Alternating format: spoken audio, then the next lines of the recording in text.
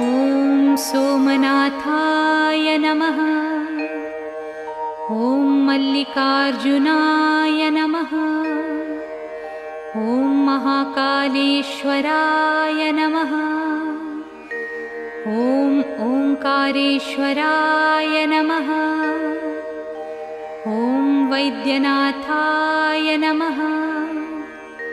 ॐ भीमशङ्कराय नमः। ॐ रामेश्वराय नमः। ॐ नागेश्वराय नमः। ॐ विश्वेश्वराय नमः। ॐ त्र्यम्बकेश्वराय नमः। ॐ केदारेश्वराय नमः। ॐ भुस्मेश्वराय नमः।